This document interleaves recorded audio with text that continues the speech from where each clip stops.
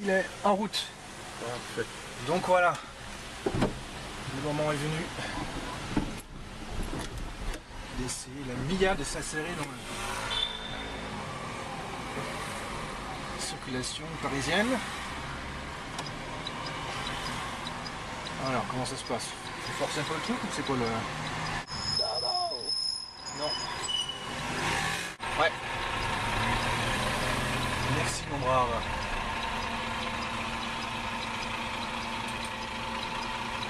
Et alors là, il faudra reprendre la rue à gauche. On n'est pas trop dépaysé au fait, on s'habitue très vite. Le fait d'être au milieu, encore un monsieur qui regarde, qui se dit j'aurais dû prendre ça comme voiture. Donc on va aller à la place de la Concorde. Donc vous connaissez bien M. Rebouli, alors il m'a dit. Oui, vous avez travaillé tout à avec, fait. c'est ça? Exactement. D'accord. Dans la communication? Non, mais Renault prenait part justement à tout ce qui était presse pour Mia électrique. Donc on s'est croisés au showroom. Ah oui. Où il nous a donné quelques conseils. Ah d'accord, il s'est et où on a bénéficié de ses connaissances de son réseau. D'accord. Très bien. Bah, moi je l'ai jamais rencontré au fait. D'accord. Normalement c'est la première fois aujourd'hui, mais Ok. ça dépend comment les choses vont se dérouler.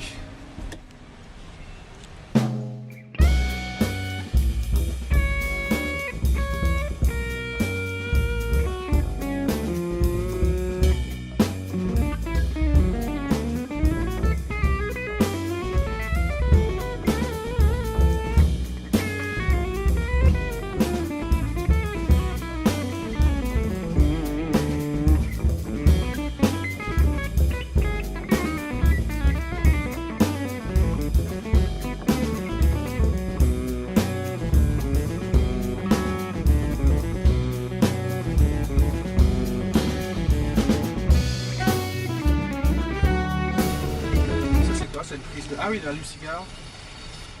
Enfin, maintenant on appelle ça plus une allume-cigare. Ouais, mais... ce sont des prises 12 volts. Vous en avez une de chaque côté. Ah oui, d'accord. Donc comme ça, vous pouvez brancher votre téléphone, votre GPS. Et vous avez des petites palettes sur la planche de bord. Là, exactement, qui vous permettent de fixer de part et d'autre un support GPS, par exemple. Ou votre support de téléphone, avec une ventouse. D'accord, ouais, voilà. Oui. Puisque la planche de bord, la garniture de la planche de bord ne permettait pas de le faire. Non. Effectivement, c'est un grand avantage que ça puisse brancher directement sur une prise 220 volts. 220 volts, ça c'est bien ça. C'est hyper pratique et ça permet aux hackers de la Mia de ne pas avoir à dépenser un peu plus d'argent pour installer une borne compatible chez eux pour pouvoir charger leur voiture. À Paris, vous pouvez aussi charger votre voiture par exemple sur les bornes Autolib. Ah oui. Le bouton éco, ça coupe quelle fonction?